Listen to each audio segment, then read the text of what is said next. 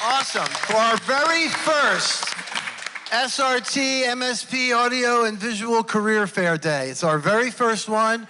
We're going to do this yearly. This has been about 2 years in the making.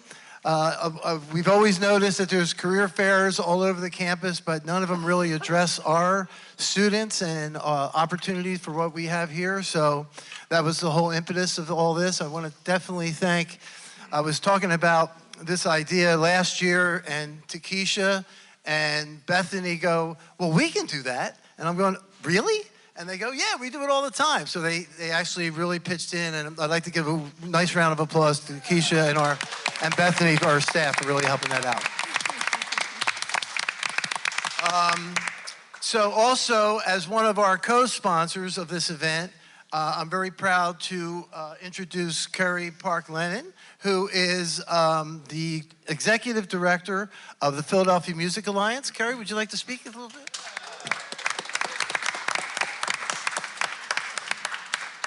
Thank you so much, David. Honestly, we are thrilled to be here today on this beautiful campus. I just got an incredible tour of the facilities here, and I'm blown away. So we are so grateful to sponsor this event. We're so grateful to be here today.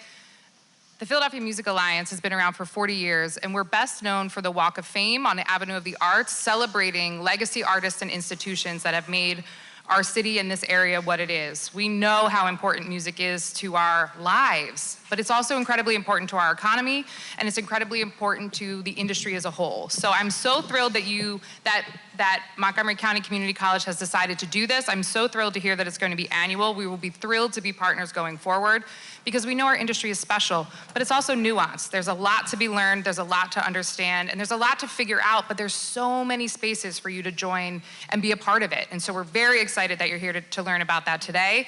And I encourage all of you to congratulate yourselves, because you already made time to be here today. But I also encourage you to make the most of this.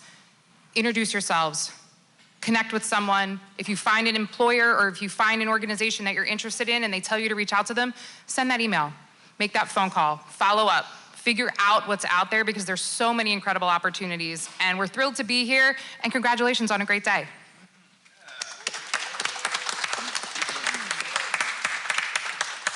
All right, so one of the focuses of this career fair was, besides just meeting employers, is to kind of get you as students to understand what it takes to get a job and to talk to employers. So we asked our distinguished guest panelists here, which I'm going to introduce to you right now, to talk a little bit about that.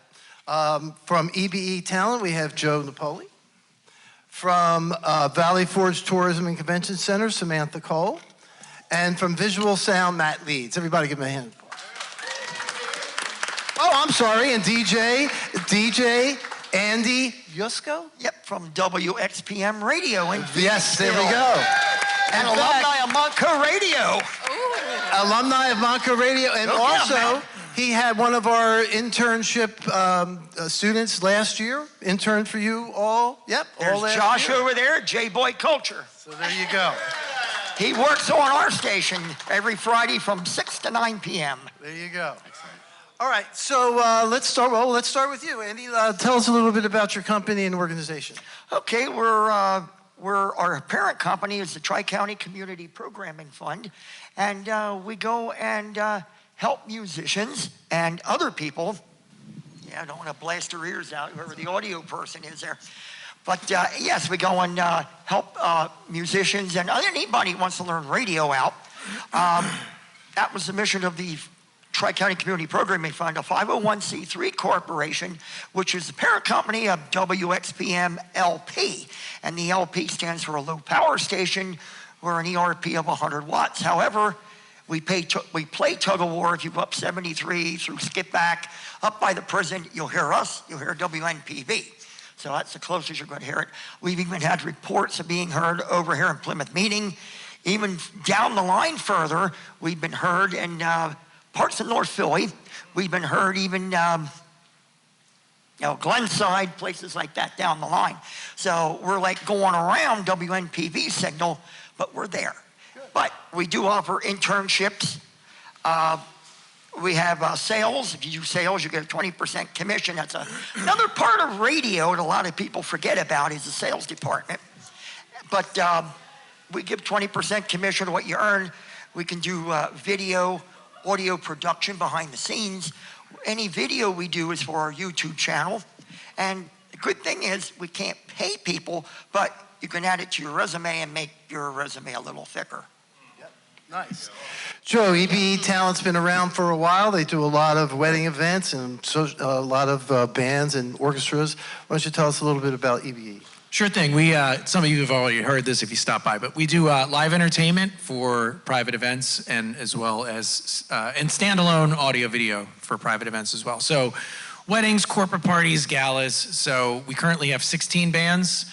A lot of you guys are sound engineers. Every one of them has at least one sound engineer. Some of them are as big as 16 pieces, so they've got 2 sound engineers, and each band works maybe 30, 40 times a year. So you do the math, it's like 800 events a year where we need sound engineers. Sometimes our DJs need sound, and sometimes we do audio video like this just on its own. So we have a really strong need for live sound engineers. And what's tricky with our business is nothing's going on during the week except maybe a random corporate event here and there. And then on Saturday night, we are sold out. All 16 bands are out, 12 DJs are out. We might have 30 jobs on Saturday night, and everyone needs a sound engineer or 2. So we are often running thin. So if you're looking to do some steady paid work as a live sound engineer, we will train and we will intern, because it's a very specific kind of thing too, with very specific challenges. Yes, I'm sure. Yeah, like doing sound most often where it was never supposed to be done, Right. like in front of a glass Right. wall of a With marble concrete. floor or in the dome of Franklin Institute. That's always been my favorite. Yes, where you play and then it comes back to you 3 seconds later and people go, "Can you stop that echo?" And it's like, yeah, with an architect and a wrecking ball, I could do that. So anyway, so that's what we do, and we need sound help. Samantha, a little bit about the Valley Forge Tourism. Hi, everybody. Thank you so much for having me here today. I'm with the Valley Forge Tourism and Convention Board. I've been there for over 8 years now. It's a long name for a company, so you may have heard it abbreviated to the VFTCB. So we're the official destination marketing organization or tourism board for Montgomery County, Pennsylvania, which we are the 3rd largest county in the state of PA. So our organization is really split into 2 separate sides. We have one sales side that works on going out and bringing business and folks into Montgomery County to stay overnight and stay in our hotel rooms in Monco, because that's how we're funded. And then we also have a marketing side, which I, along with our VP of Marketing and Communications, oversee. And we really look at ourselves as an in-house creative and marketing agency. We have digital marketing folks, we have creative folks, we have photo, video, social media, PR, data and analytics. So that's my 30-second spiel about the VFTCB. Nice, nice. Very good. Matt, visual sound, why don't you give us a little overview? So visual sound started in the 50s or 60s as a camera shop, and then grew into a production company and has become what it is now. I'm not exactly sure what year that all happened, but it's turned into a thing now. Visual sound now is 2 parts. Everyone who's stopped by has heard this spiel already.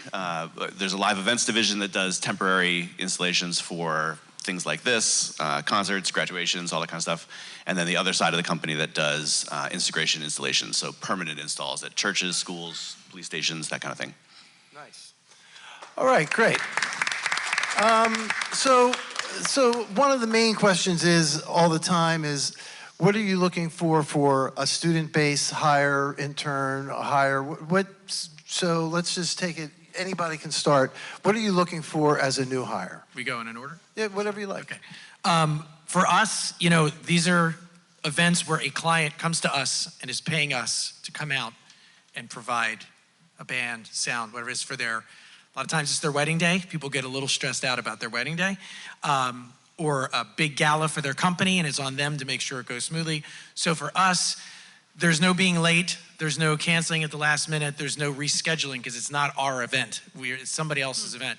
So the most important, obviously you need to know what you're doing, but like reliability, if it's the day of the event and we text you and you're gonna wait 4 hours to text back, that's a problem. Like, just like on top of things, professional, responsible, reliable, because you're representing us and you're working for this third party, this client who's, paying us. So obviously you need to have the skills to know what you're doing, but we can teach you that. But really most importantly is just reliability, professionalism, and things to like knowing how to behave yourself at a black tie event. I hate to say that, but like, you know what I mean? It's just how to, blend in and all that good stuff. So really just kind of the professional people stuff, in addition to obviously knowing how to do what you do, but we can teach a lot of that.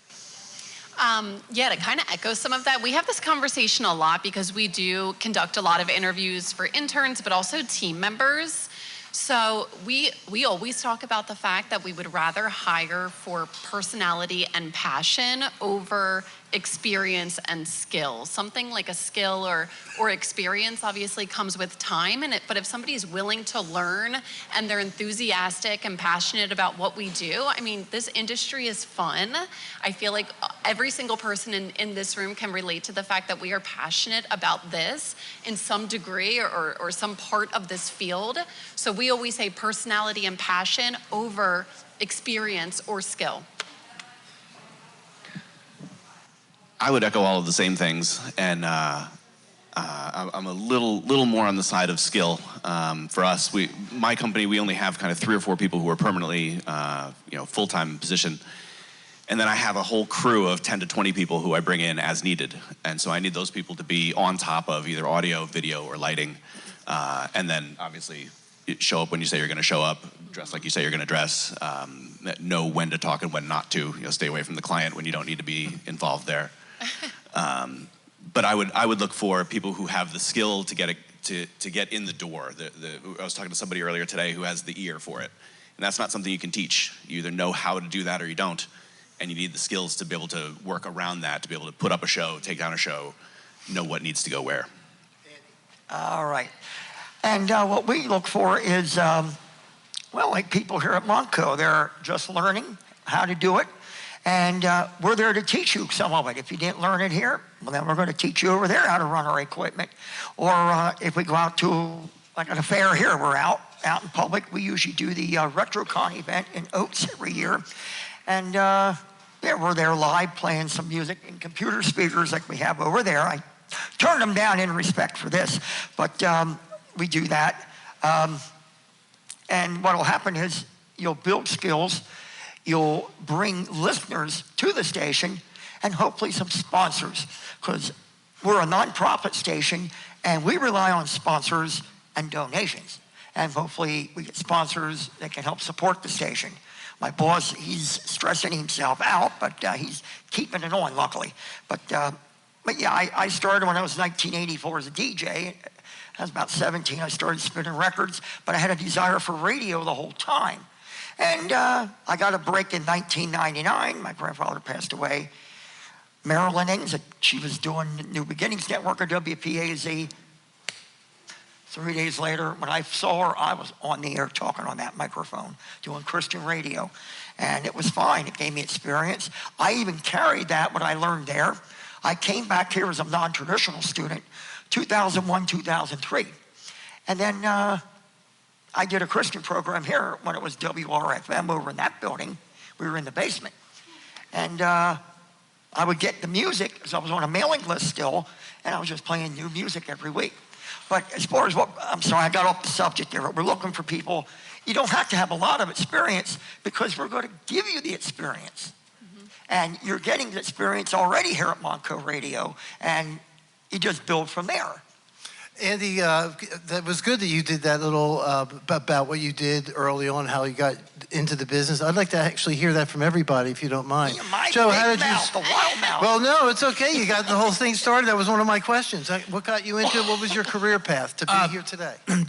At the end of the day, I'm a guitar player. So I started playing guitar when I was like 11 or 12 years old. I was on the tail end of that thing where in high school, I was playing bars and clubs. That's not a thing anymore, but I'm kind of glad I did. And I was playing the school dances. So I started gigging in high school, and then I went to music college. I went to Temple for jazz guitar performance.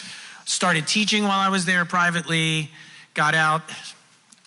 So most my life since then, it's been 30 years, but I gig. I will always gig. Even when I retire, like I'm gonna play. That's why I do this. Like I play. All the other stuff is sort of like just in the orbit of that. But like my day job has been over the years, I taught music for a long time. I was adjunct at Drexel teaching guitar and music. And then the last 10 years, I work for ABE during the day in various positions. And then I still do like 75 to 100 gigs a year. I'm sort of like your hired gun musician is kind of my thing. So most of us in our kind of corner are that. So for me, it's just about being a musician and finding a way to work in the industry full time. So I've always had to have something industry related during the day, like teaching or this, and then my gigs at night, and those things together, and very little sleep in private time. I've been able to be full time in it. So that's sort of that's been my path. Yeah, we all can tell you that sleep is way overrated. Yeah. Sleep when I retire. If you plan on sleeping, you might as well stop now. Yes. Yeah. Samantha, what about you? I agree with that. I have a 1-year-old and a 2-year-old at home too, so I don't even know what sleep is anymore. But so I am born and raised in Montgomery County. I graduated from Harper Horsham High School. I went to Bloomsburg University, and I graduated college in 2015 with a degree in mass communications and public relations. I did take a lot of media classes, and that's where I kind of like found my love for that. I asked for a tour of the TV studio because I was just so drawn to our broadcast journalism class in college, but I wasn't sure what I wanted to do when I graduated. So I actually did an internship with the Walt Disney Company in Florida for 6 months after I graduated, but then I knew I always wanted to kind of come back home to the Philadelphia area. So my first like big girl job out of college was actually in radio with CBS Radio and Digital. So I was an account exec. So DJ Andy mentioned the sales side of radio. That's basically what I did. I sold advertising, both on air, but also digital advertising for about 2 years. And I quickly learned that my favorite part of my job there was creating these customized media and digital campaigns for clients and getting to really learn what clients wanted and needed. And to be honest, I didn't even know that this job existed when I was in college. It wasn't until I started working that I was like, okay, so this is what it means to work in sales and advertising in radio. But I quickly learned that I loved the media angle of that and the digital. So that's what led me to my job at Valley Forge. And I've been there for 8 years, and now I get to do a lot of different things in media and marketing and advertising. I am on air sometimes on Fox 29 or 6ABC. We do a lot of like social media influencer campaigns. We oversee these big marketing media buys, TV commercials, and so many different things like that. So there's a lot of opportunity there, but I love it. It kind of blends a lot of what I love about marketing and media, but also the hospitality experience that I got with Disney too. My story is all about being in the right place at the right time. I started in high school. When I was a junior in high school, there was a cute girl who did props for the school play. And I said, I got to be in on that. So I went and I joined the school play.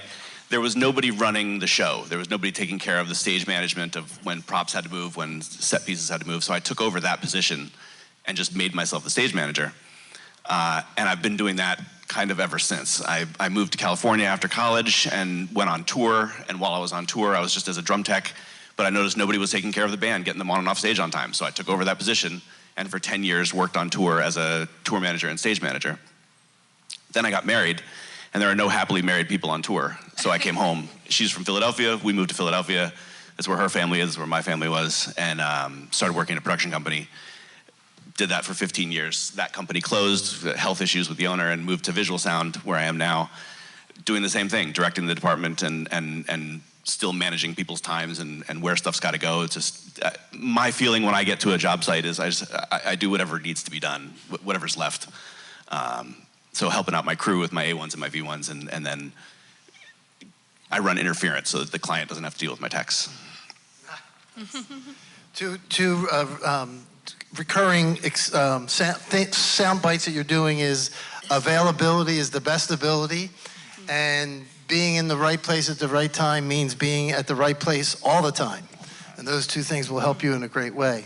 Let's talk about just some common mistakes before we take it over, because I want to have some students time to ask some questions specifically. What are some of the mistakes you see from a new hire that's coming to you that might turn you off, or like, I don't know? something like that. Joe, you want to start? Being picky. I don't think I said no to a gig until about a week ago. Like my career has been, I want to work in this business. So gig, guitar, money, or related to, yes. And that doesn't mean you can't ever have things, you can't have things you want to do. But most of what I've done for a living was not what I set out to do, which was to be a raging rock star. So that didn't happen, but I still got to work in the business. And I think what happens when someone young comes in and they're like, well, I want to do this, but only if it's this, and only if it pays this much. Not that you need to get taken advantage of either, but like to get in and just get in the orbit and get working, say yes, try things. I was just talking to the Dorney Park people over there when I was in college. Hello. My first gig in college was playing in a country western band all summer at Dorney Park, and it paid really well. I am not a country western guy, but I got to leave home and live up there and play a gig, play 6 gigs a day and hang out. So my instinct was to be like, no, I don't want to do that. No, yeah, I do. I want to play. So whatever it is you do, especially at the beginning, don't be picky. Just do it, get in there, and then over time, if you prove yourself and you get a reputation and your phone's ringing a lot, then you can be a little more picky. Andy? So yes. Andy, what do you think? I agree with him in some ways there. We've had a person, they wanted to work at our station. They sat up front. They had no experience whatsoever in radio. And they were looking for a job, basically. They just wanted a job. I said, well, come on in anyway. I mean, we'll train you how to use equipment. They never showed up. They never showed up, but that wasn't the thing.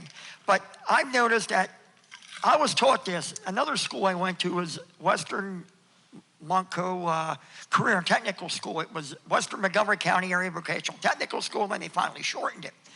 But I went there to tech school, and I took AV Communications, and I graduated from that. That was part of another thing under my belt. And I also graduated from Potts Group, class of 85. So anyway, we were alive, class of 85 was fun. But anyway, enough of that. I was taught in AV, you want to do work in radio? Whatever you like, music preference. See the door you just walked in? Leave your favorite right at that door. Because you could be walking into a country station, it could be a gospel station, they're gone unfortunately, or you could go into a hard rock or a rock station, any kind of station.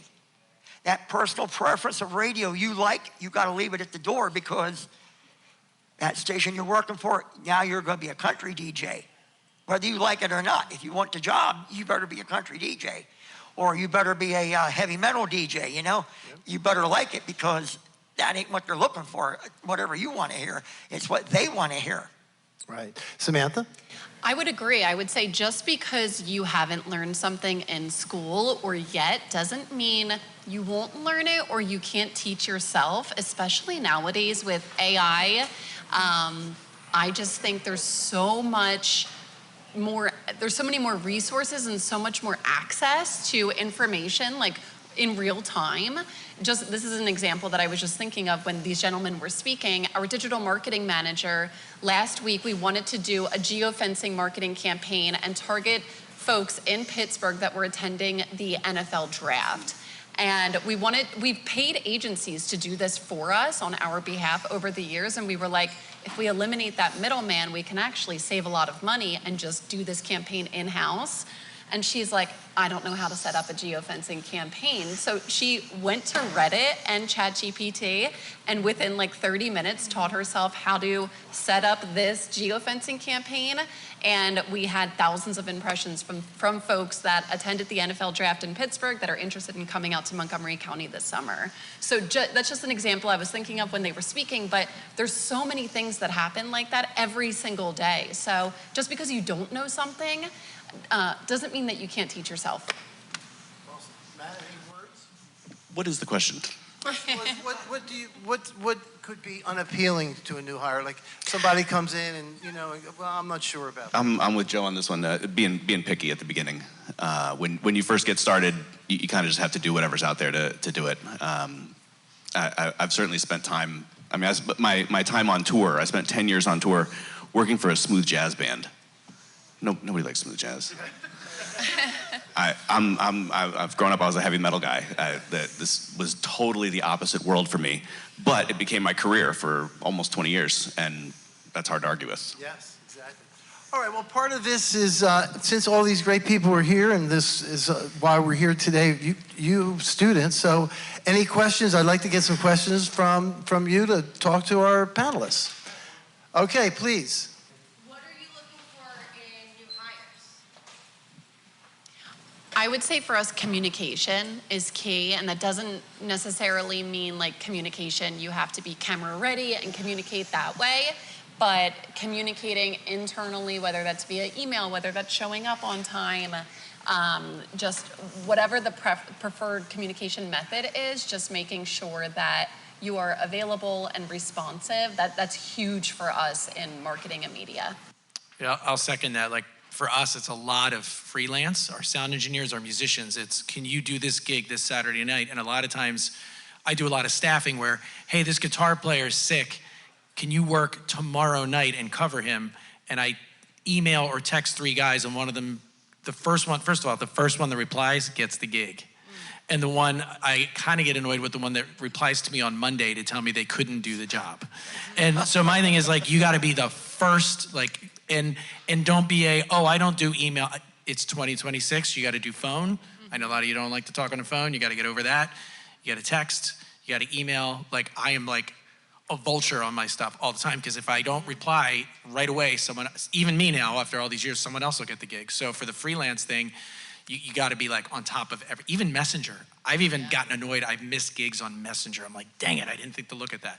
So just responsiveness is huge for us with the freelance stuff. I had one client, it was the Sugar House Casino, and the only way he would get in touch with me was through Facebook Messenger. Oh gosh, it made me crazy. I would say that there's an attitude that comes with people in live events. If you've ever sat in on comms for a live event, it's like battle. It's like war out there, and there's people who have the right mentality to keep up with that, and there's people who don't. And one of the very few people who I've ever had to fire was just this guy who did not have it. He would take too long fixing a cable when the right thing to do was make sure that it worked. You have to be aware of everything happening all the time. Yeah, live events, it's like the doors are opening now. The groups, I've had times where I used to be a band leader for our company for years, where I have a 15-piece band and our sound system's not working. And here comes the bride and all the people. We gotta do something. Okay, plug in an amplifier, play some keyboards, do something. Like there's no like stop, wait. Right. Like it's just gotta be like on, and you gotta figure out something. If that would happen where there's like the bride and groom would come in, heck with the microphone, here we go, here comes Mr. and Mrs. I would start shouting. Shout, yeah. And then if the music's playing, that's great. But what we look for, though, back to her question, what we look for is people that, like he said, has that mindset. They want to do radio or television or something in that communication field, and we can teach them to expand on that. Mm-hmm. And it isn't something, okay, now I did this, or I played some music. Can I go home now? They want to go home or something like that. No, you've got to have your mindset to do radio. I mean, that's about it. That's what we look for. Or sales. That's one that's been forgotten about, sales. I mean, maybe they should incorporate it into a course or something in the radio department or communications department. Teach them about the beginning of how you do radio sales. It's just an idea. So kick that around with the administration. We have some more questions. We have a microphone now. We want to introduce yourself and then ask the question. How you doing? This question is for Samantha. My name is Hawthorne Potts. First of all, I want to thank all of y'all on the panel for. Thank you, guys. Thank you. Now I want to tell you why I'm thanking you. I want to thank you for having the willingness to teach us as we come out, as if we get hired or internship at your facilities, your company, organization. That's very important, because coming out of Monco, although we do know some things, I know for myself, I'm not going to come out into the real world knowing everything. Mm-hmm. So that's going to be great dealing with companies and organizations like yourself. The question for Samantha is about Disney in Orlando. Mm-hmm. What experience did you get from that, like more in depth, you know? Is it like your company, they're willing to teach? Are they really friendly and open students coming in internship? Because I've been thinking about it. Yeah, so I did the Disney College program, and I'll be completely transparent. I'm not like one of those Disney adults or like Disney freaks at all, but I have always admired the media side of the Walt Disney Company, like ABC, ESPN. So I thought that what better way to kind of get a crash course in all of that than doing this 6-month internship where the first 2 weeks of it, you're actually attending something called Disney University, and it's all day long. You are there, it's a classroom setting, and then they bring you out into the field, like into the parks or into the resorts, wherever you're working, and you are learning in real time and in a very expedited manner everything about Disney customer service, and they are like the gold standard when it comes to customer service. So that's really why I wanted to do that. The role that I got with their internship program was in hospitality. So I was working at the resorts as a concierge, so planning folks like all of their excursions or reservations or tickets, things like that. So that was great, but really I wanted that experience from the university, and that to me was invaluable. So that's something that I love, and to this day, like I look at Disney in a totally different light. Before that, I was like, yeah, I went there a couple times in my life, but like not a huge fan of the parks, whatever. Now I just have like a lot of respect for them as a company. Okay, so when you were over there, did they also have you pay for your own room and board, and like how did that work? Yes, but it was very affordable. Like Okay. they took it right out of your paycheck, and I think, and this was again in 2015. Right. So I don't know what's changed since then, but very affordable, and they just took it right out of your paycheck. Okay, thank you. Yeah, of course. We'll take one more question. Quinn? Hi, this is a question for everybody. So I come from a studio background where everything can go wrong at any time. What would you tell to a new hire to be prepared for in the middle of the field? And if you have any good stories Stuff's to gonna tell. go wrong. I got one. I've seen a cardiac arrest, fist fight, like at weddings, fist fights. Groom went out on a stretcher during the cake cutting one time. Fires, and you got to figure something out. Power outage. Yeah, power outage. I've had my That's a PA good system one. go out in the middle of the father-daughter dance, and the singer had to I've start been through screaming it. a cappella because there's no do-overs, there's no second take. Ask Ian, he works for us. Stuff happens. You gotta, or you come in and the whole band, the 1,000-watt band, it's like a knob and wire outlet in a barn that we're plugging into. I've had rain flood in under a tent while we're playing. I mean, everything and anything. Hit by a monsoon, Circuit breaker isn't strong enough, and it keeps. I had to do a gig. Stick This a bride broom handle in it. wouldn't not get married on the beach, and we all got drenched on the beach with our equipment because she just, including her poor grandmother. Yeah, so everything and anything with live, and then you just got to figure it out and pivot and figure And that's it out. where I was saying the Yeah. kind of battlefield mentality. Like Yes. the stuff's going to come in. Yep. You get hit. You got to keep moving. Just keep going. All right, Victor? What is, do y'all have any seasoned students, or what is the age limit? Because I know we have all diversity here, but what's the youngest, maybe the seasonest student that you've interned with your companies? So I'll say a kid straight out of high school can come work for me if he has the experience or she has the experience to do what's got to be done. I would rather see somebody who's been mixing in their church, has been working their school shows, has been mixing bands on the side, on the weekends just to get experience. The people who just want to do it so bad that they take it everywhere they can get it, those are the people who are going to work well in the live events industry down the road. They're going to have the drive. I had a kid who was 18 years old, came in as an intern, and his first day before starting at my company, he downloaded the manuals to all the digital consoles that we owned and read them. So when he came in, he was worried that on his first day, one of us was going to come up to him and be like, hey, how do you do this? How do you do this? You got to show me. Nobody ever does that. But this kid knew the background of all of our digital desks and was able to teach himself how to mix after that. Now, what about an older yeah. person coming in? That's what he's really I know for us, the only time it is ever issue, I'll be honest, with the bands, there's an image thing, and it doesn't mean we don't have some older folks in the bands, but we do, a 25-year-old bride coming in to hire a band, doesn't want to hire like her grandpa's band. I'm just going to be honest. That's the thing. Oh, that's fine. But behind the scenes, Well, we that's- have sound techs that's what like we're Ian talking in their 20s, and I have my longtime sound tech. I think he's like 75 now. The guy's a beast, and he's like lifting the thing upstairs. So for anything other than that image thing, it's not an issue. As long as they work and they're reliable, it's fine. It doesn't matter to us. That answers your question? Go ahead. Yeah. Ladies Yeah, and gentlemen. I was just going to say too, we've never had like an older intern, but that would never raise concern with our organization. And we have people that of all ages that work for our organization. One of our team members is actually, she was an intern from Monco, and now she's full-time, and it's a great success story. We every single semester reach out to the community college, and we are like, who would you recommend for an internship? Because we're always hiring for interns. So if anybody's ever interested, like we actually just interviewed somebody this week, gave her offer letter yesterday to start on Monday for a summer internship. So it's a quick turnaround too. So it's never too late. I would like to say that. I guess it depends on the actual organization, what their rules are. Liability insurance, some of them have certain insurance. You can't have certain people in a building. But us, for the radio, my daughter, when she was in high school, she wanted to go and get, she had to get a requirement. So she went under my wing when it was the new WPAZ/WBZH that was tried. It was another group. She went under my wing. She was only like 16.